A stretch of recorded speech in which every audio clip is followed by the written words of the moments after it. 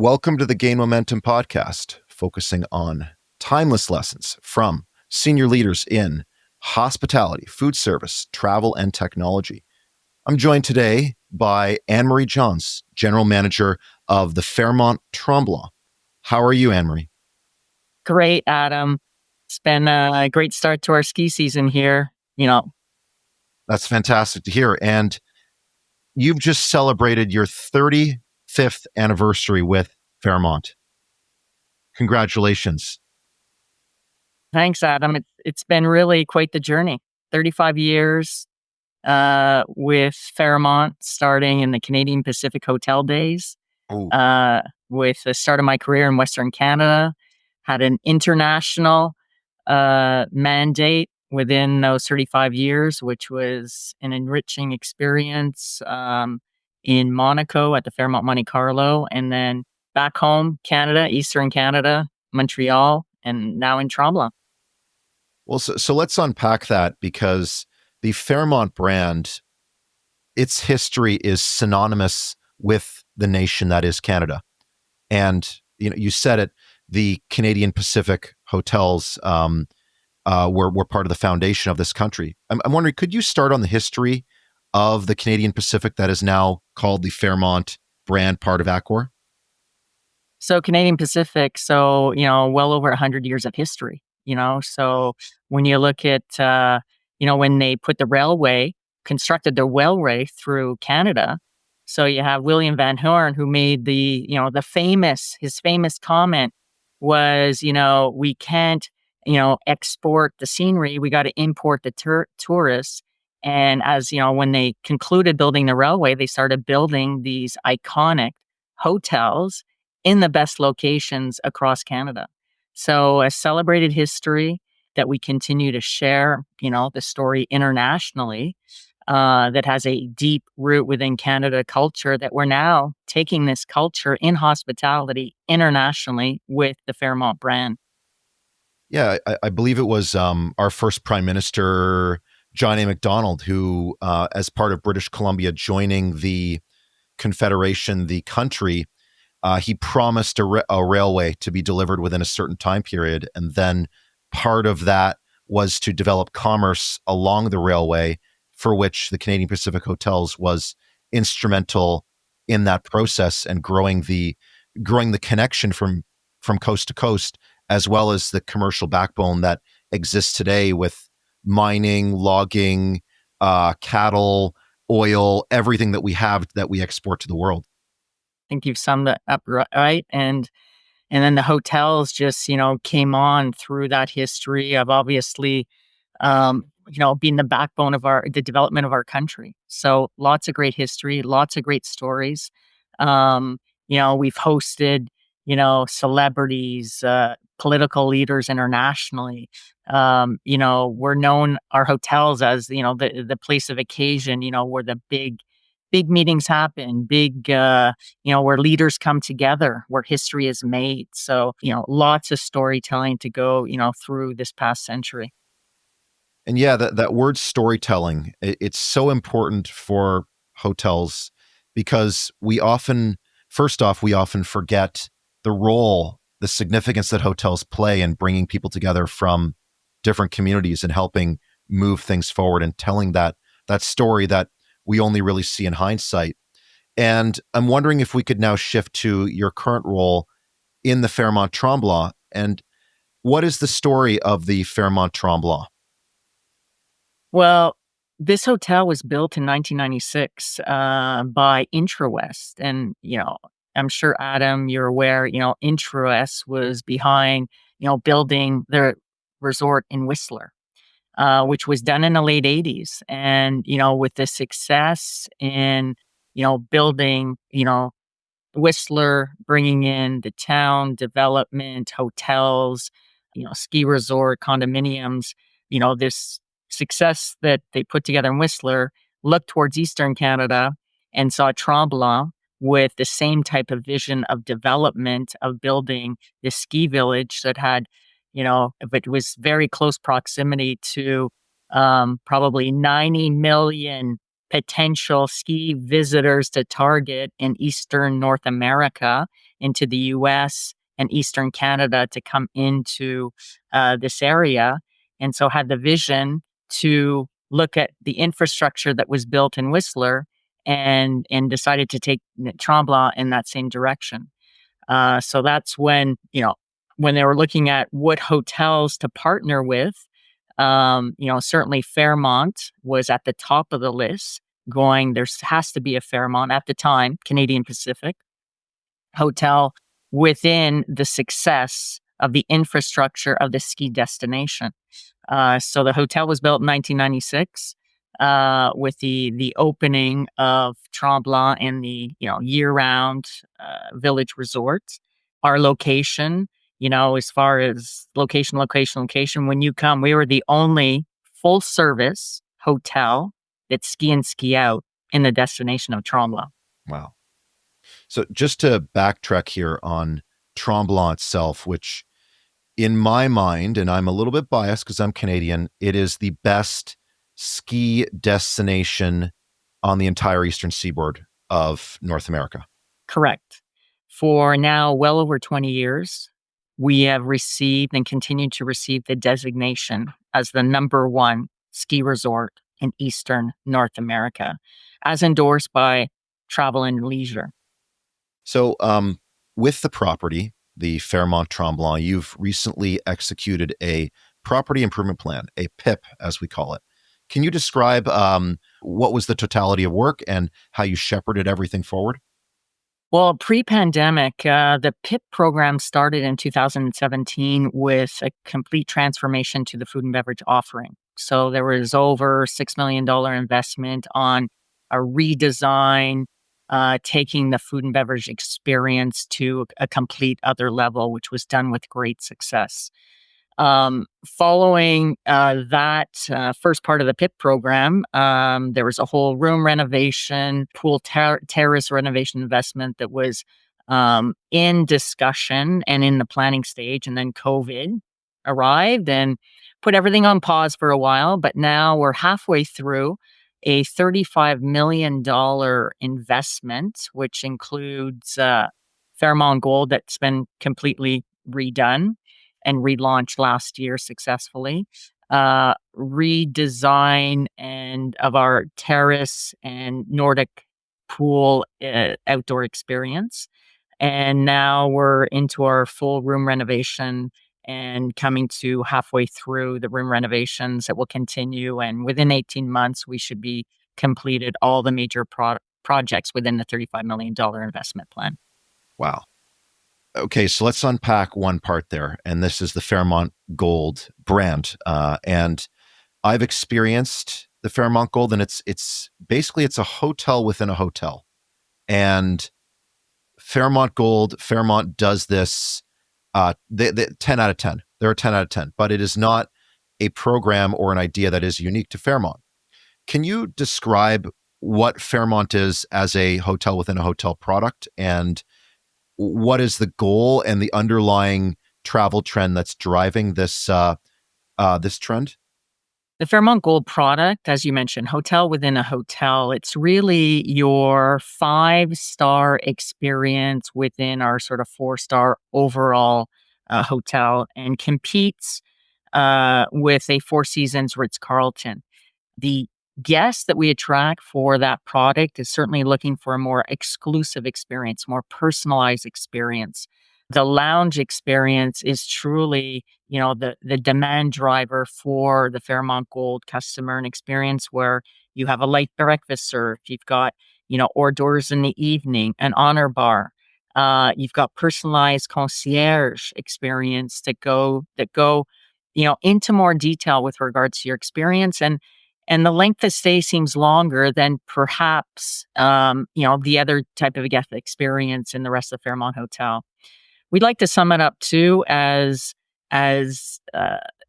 a standpoint of, our hotel, we've got 34 rooms dedicated within 312 rooms to the Fairmont Gold experience. And from that boutique personalized approach, it's a boutique experience with over 250 colleagues at your service. So this word boutique and the lounge experience. One hunch that I have, and I don't mean to lead with give you a leading question. It's this whole idea of sense of community in a lot of ways, where the lounge, because of the flexible service offering, people can come in, they can read a book, they have these great views of mountains and snow all around them, or if they're visiting in summer or off season. I'm wondering if you could color the Fairmont Gold with any sort of other programming or SOPs you have that really help to foster this sense of community. I like your words, community, connections, minded people meeting together. That is our objective, is to bring people together. Our Fairmont Lounge is an international experience. We have guests that come from overseas, that coming from the UK, from South America, from Mexico, from the US.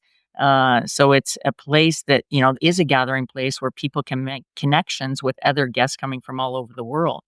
We're also currently right now from a partnership opportunity, and our goal to activate activities within the lounge. We've recently partnered with Canada Goose, and we have a Canada Goose lending program with all their new line of coats that they're modernizing their brand. They're wanting to look for like luxury partners, to obviously get some visibility, exposure to their brand, but in a way where there's an experience, again, with like-minded customers that are similar targets for both brands, which has been launched with great success, and again have created an activation that brings guests together, on an interesting, a fun activity where exchanges. So you're bringing in, a more lively atmosphere into your Gold Lounge.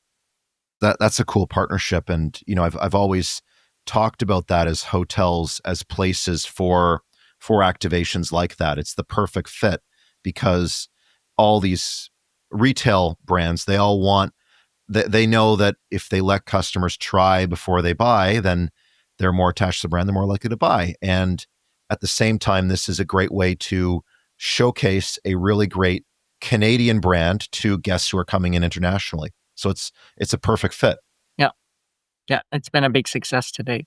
Yes. So to look at another part of the PIP there, the thermal bathing area, the thermal circuit area, and for North Americans, this is a new trend, a relatively new trend. But for Europeans, it's existed for hundreds of years, and similar with various parts of Asia.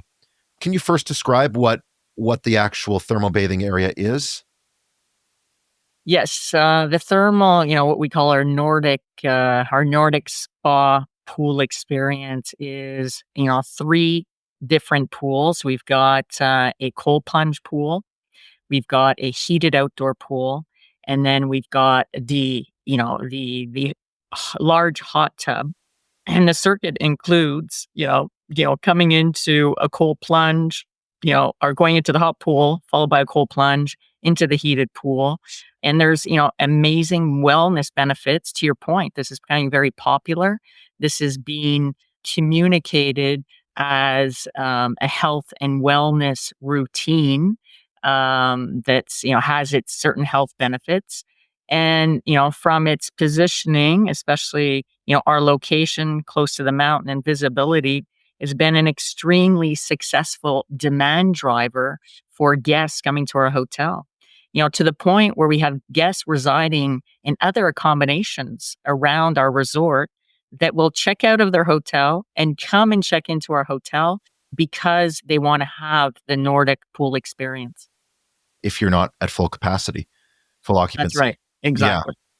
Okay. So we both have taken the Kool-Aid. We understand the health benefits of contrast therapy, hot, cold, and shocking the system.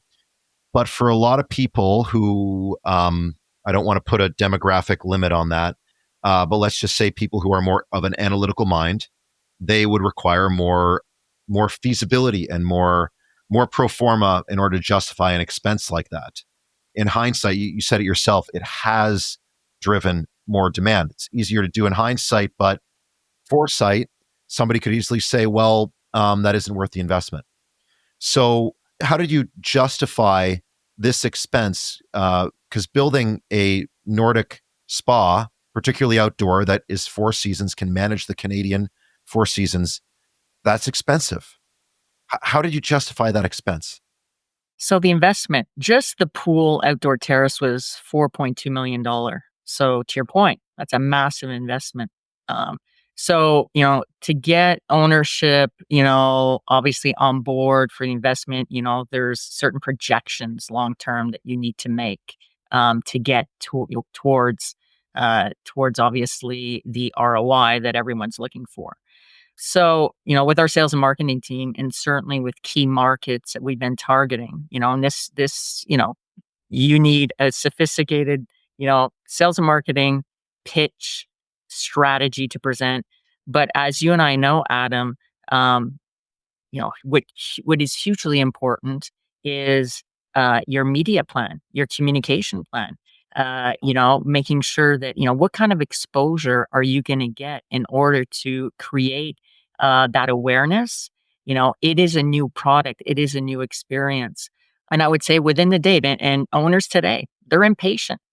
They want a quick return, and we have some very aggressive targets, but from what we've seen, to date, and especially coming from the US, coming internationally, is, a substantial double digit increase in our average rate.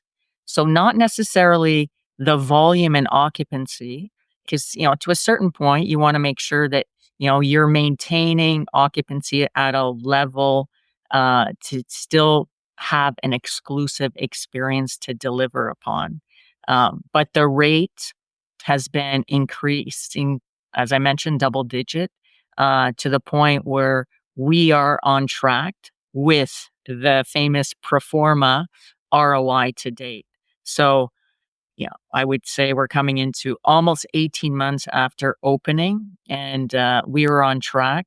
We're attract and not only attracting the right customer, but delivering on the experience, the expectation. And not only are we delivering on the financial results, we're increasing hugely on the guest satisfaction results.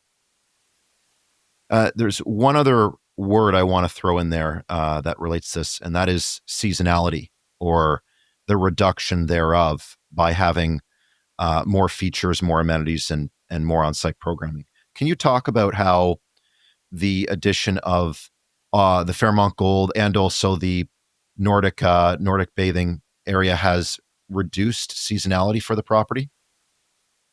I go back and I talk about being a demand driver, and certainly as we get out of ski season, we take a focus on, our transition into, obviously, the spring activities.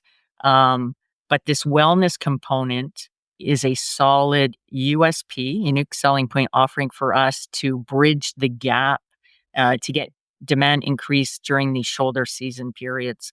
So when we come into our April, May's, June, we're into really wellness messaging.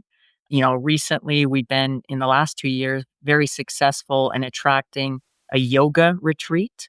So this is a type of approach that we want to sort of, how can we take these features, partner with wellness experts and position the shoulder season as a time of luxury, probably less demand and, visitation, which provides, also a luxury in heading into sort of this wellness period that's helped, drive some demand and bridging the gap in that season.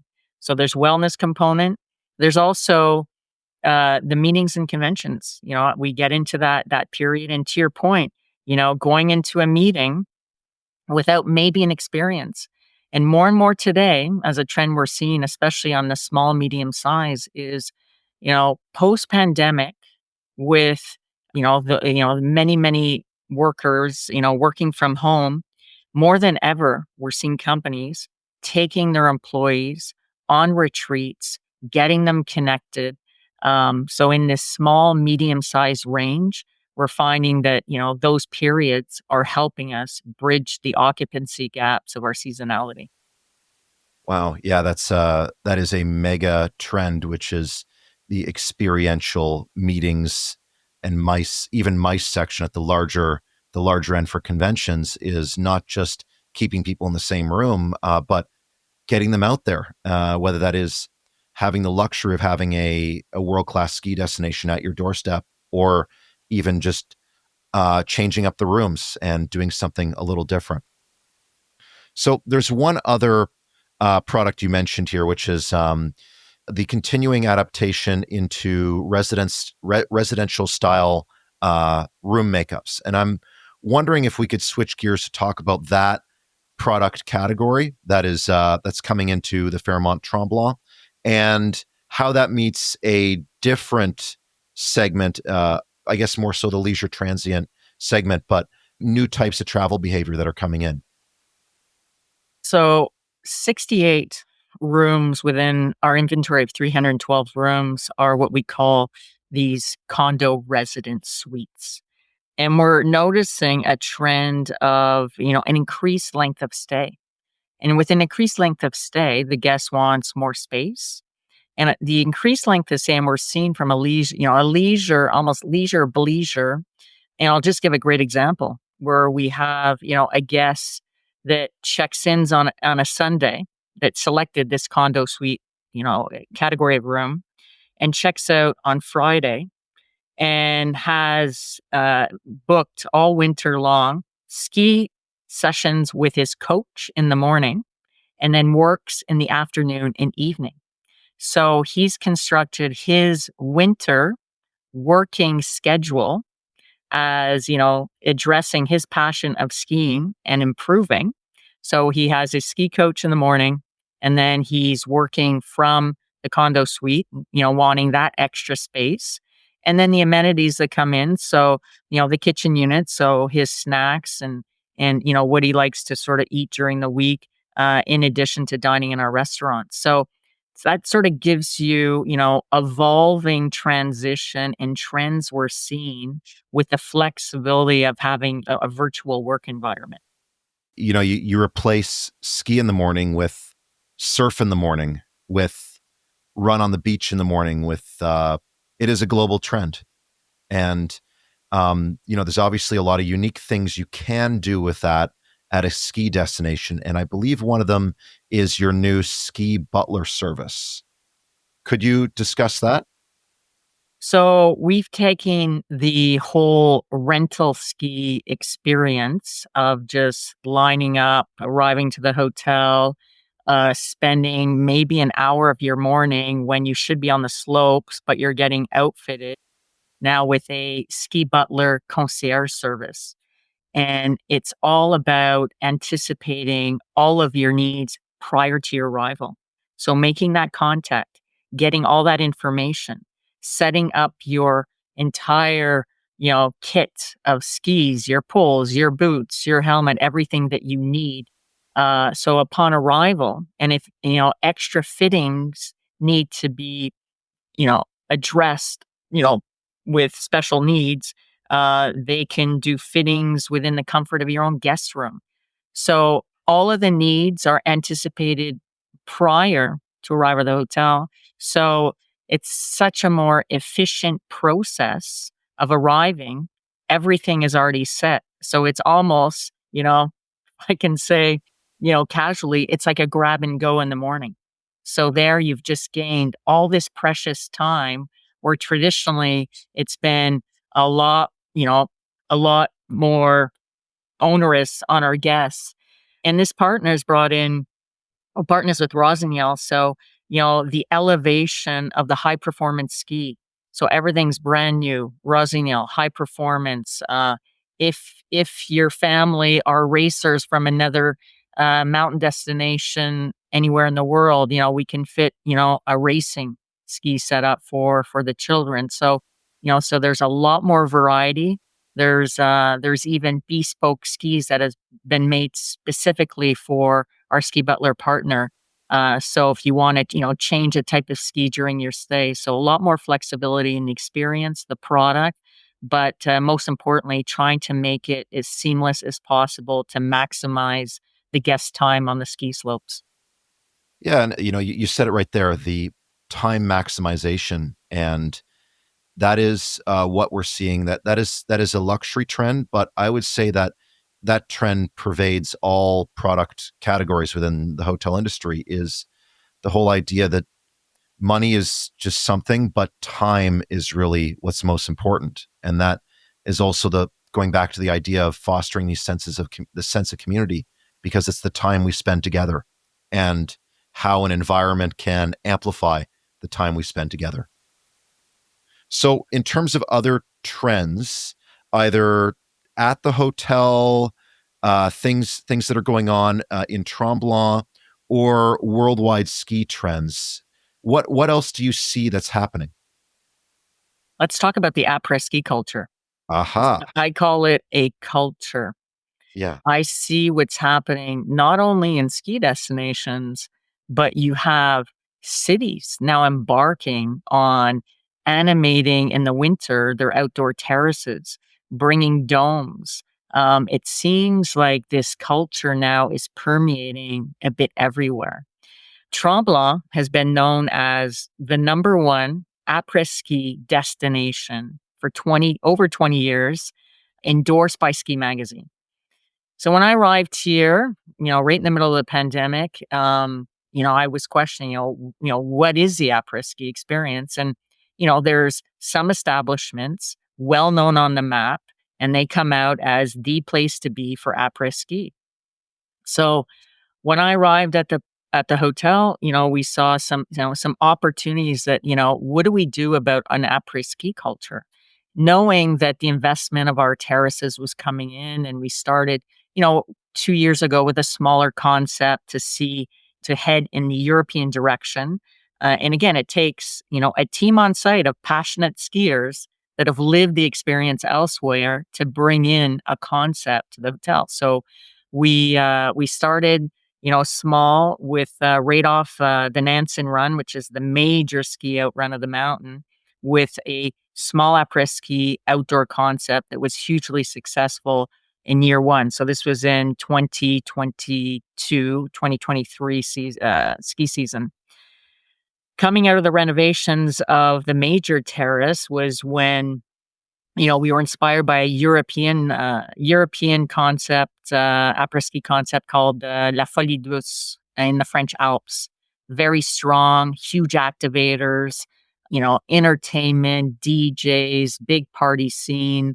So we were, looking at that, going, okay, well, that seems, that's big. How do we get inspired from that type of après-ski experience for our terrace, but more at a luxury? So what do we take from that we like, but we need to address, what is a luxury traveler looking for? So we brought in gondolas, we created a dome, we brought in a DJ, we did some entertainment of our own. We brought in dancers, we brought in live entertainment with a saxophonist, with a violinist, and wanted to really elevate an après-ski experience with a bit of a show. So our first edition last year was a big success. Not only did it bring hotel guests, it brought in locals that came in. Word got out that, the place to be on a Saturday afternoon après-ski was on our terrace with this type of activation. We're finding when you talk about trends and the guests, we're finding coming out of pandemic, guests, they want, first of all, to see and be seen. When we look at what is our luxury guest looking for, they want to have fun. People want to go to areas to have fun, connect with other people. And it seems that, again, our location, mountainside, very well positioned. And I think we've really found, a great offering that's created a big buzz again at, attracting guests internationally, because through obviously a great media communications team, we've been able to also communicate and position it well in order to attract guests to select our hotel. The other positive impact is, although we're known as one of Canada's almost world's best destinations for an après-ski experience, we see our partners elevating their game. So, we're known for that. Well, let's be stronger than ever. So the animation, fire features with our partners and looking when you're walking around the destination village, you're seeing now this impact of everyone elevating their experience for après-ski. So it's not only, our hotel, but it's nice to see that everyone is looking, how do we improve this experience? And not just rest on the laurels of a reputation we've had for 20 years, but now we're seeing everyone, how do we elevate it and get even better? That goes back to where we started this conversation about how Canadian Pacific Hotels was a steward for the entire west of Canada, and now how the Fairmont Tremblant, simply by offering an elevated après-ski experience, is stewarding the entire town forward. Again, that's an incredible story to tell. And I saw that when I visited Tremblant, I think February 2022. So right there, and you really see it. The town is so lively, and it's forming its own identity that is inspired by Europe, but quintessentially Quebecois. And it truly is a magical place. And just to underline your comment there, Adam, you go back to the history of Canadian Pacific Fairmont, and we've always been known as leaders, not followers. So yes, we've taken that positioning as leaders, and it's so great to see the partners following and seeing, the strength of that positioning, and making the experience, that much better for our guests. Yeah, and to draw on another point here is, you've mentioned a lot of international rivals, and in a lot of ways, the city of Tremblant is an ambassador for the entire country of Canada in terms of the exposure it gets internationally versus other tourism destinations. And dare I say it, but the best poutine in all of Quebec is in Tremblant. I'm sure there are other peoples in Saint Anne or Saint Jerome would disagree, but that's my opinion. And for a lot of people outside of Quebec who have never had real poutine, it can be an eye opener or a mouth opener, a taste opener, right? And I am wondering, what other foods can you, as an operator in a luxury property in Quebec, in Tremblant, help to bring to the forefront so that way the international perception of Canadian cuisine is not just Canadian bacon or Pmeal bacon, ice wine, and poutine? Well, we have all the offerings from, for skiers, from the comfort food, of the poutine, of the burgers, of the nachos that you can get in a bar lounge, our French brasserie, the choux gras, which, obviously being biased is probably, the best restaurant in the destination, attracting not only hotel guests, but 50% of the guests that we welcome are local guests into the restaurant. So we've got, the wide variety of offering. And then now we're developing, an Italian cuisine. We know Italian food, very popular, approach in our comptoir experience. So we want to make sure that, the variety is there, the culinary talent. I look at the talent in our kitchen from Quebecois chefs to French chefs to Mexican chefs. So, it's all about, attracting that talent, challenging that talent in the environment, and in Choux Gras, featuring, what do we do to feature the local cuisine at a very, high-end experience from Choux Gras. But then you go into your Axe Lounge and we had a hamburger contest with our chef. Who can produce the best burger? So you come into our Axe Lounge and you will have our M burger that's named after our chef Marika. So it's the M burger. So she came up with the best recipe in a hamburger contest. So how much fun is that to have a competition around the hamburger? But you will have guaranteed on your next visit here, Adam, the best burger you have tasted will be Marika's M burger in our Axe Bar Lounge. And it's yet one more reason to visit, right? Yeah. Is you have the best burger that's been that's proven via competition. And that's a very cool thing to mention because that's one of the advantages of hotel restaurants versus pure play restaurants is that we are bastions of innovation in food and beverage, in culinary innovation. And part of being a part of an international organization like Fairmont Accor is that we allow chefs to come in from France, Quebec, Mexico, and share their ideas and then see what's best. Whether some people call that fusion or even just the making of the best burger that because it involves some trick or some technique that came out from some other country. It's part of the richness of the F&B, of our food and beverage experience. When you look at, the labor challenges that our industry has had, over the years, and then, I think the mix of cultures, and most recently, we've hired chefs from Morocco that have come in. So when you talk about your fusion, and our chefs are, bringing this talent and challenging them, how can we have so it goes back to what we talked about at the beginning of our podcast about storytelling. Our servers then can, explain the dishes and bring the storytelling into the talent. Well, the culinary talent behind the scenes, from all these countries are bringing their expertise into the dishes, that we're presenting, through the menus in the choux gras or the comptoir or, as casual as the comfort food is in the Axe Bar Lounge. So to shift gears now, we've talked about food and beverage.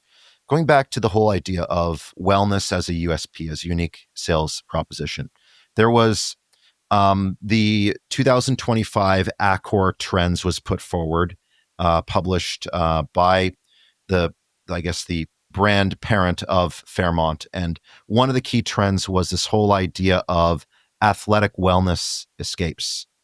And I'm wondering, on the ground in Tremblant, what does that look like in terms of how Fairmont can design programming and activations around this global trend? Well, our positioning here with the mountain, Tremblant, and, a big part of their DNA is is that athletic wellness. So over 10 years ago, this destination positioned themselves, in attracting two major international Ironman events.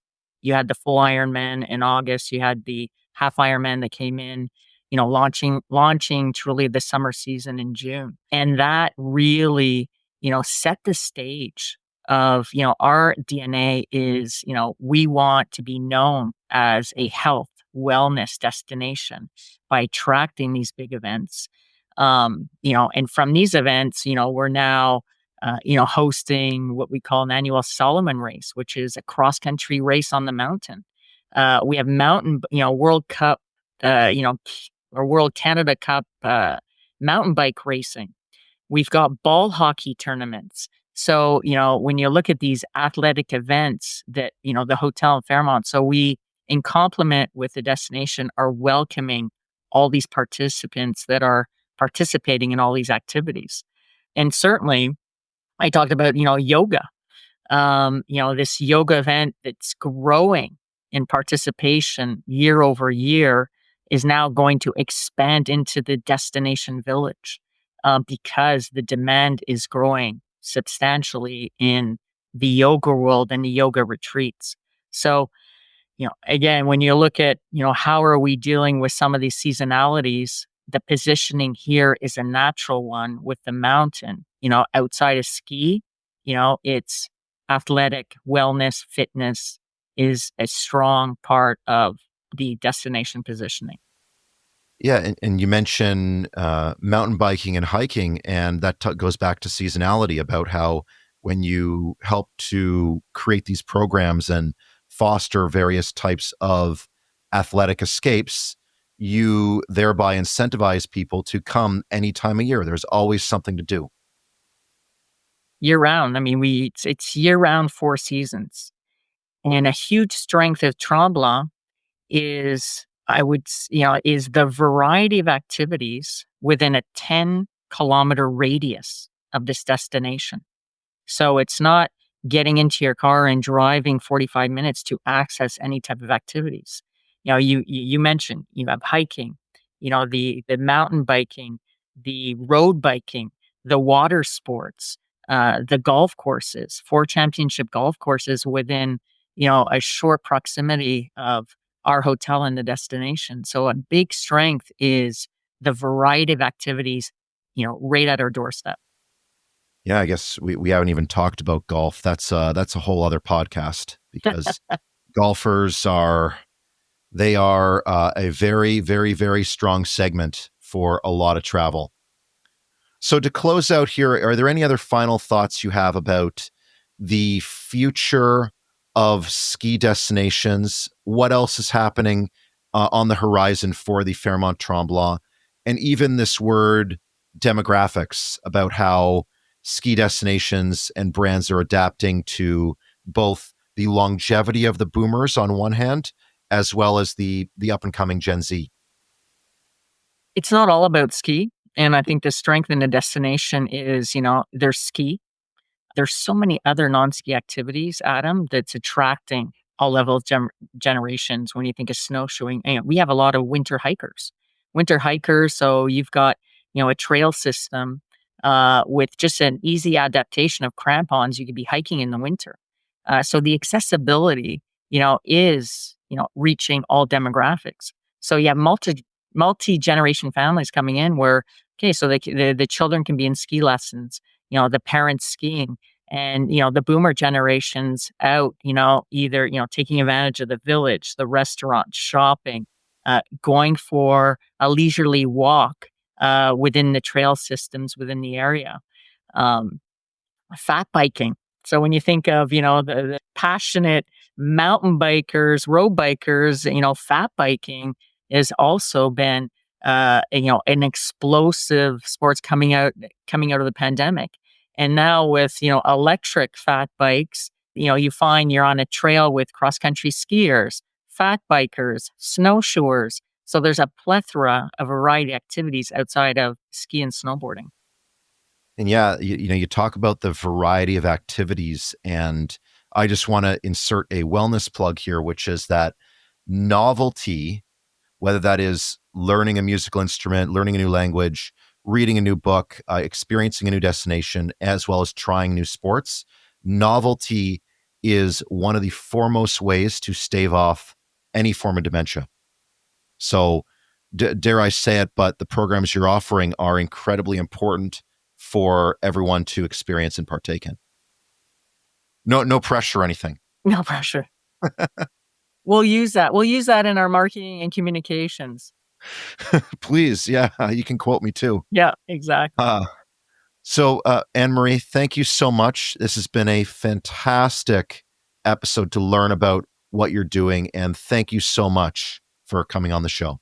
Thank you, Adam, for this great opportunity, and to share, all the excitement of, what is happening in this, hugely exciting destination of Tremblant and the beautiful Laurentian Mountains of Quebec. Yeah, and for everyone listening, you got to travel there. You simply have to visit Tremblant. Thanks for listening to the Gain Momentum podcast. To stay up to date, make sure to follow or subscribe wherever you get your podcasts. For more information about Gain Advisors, head to gainadvisors.com.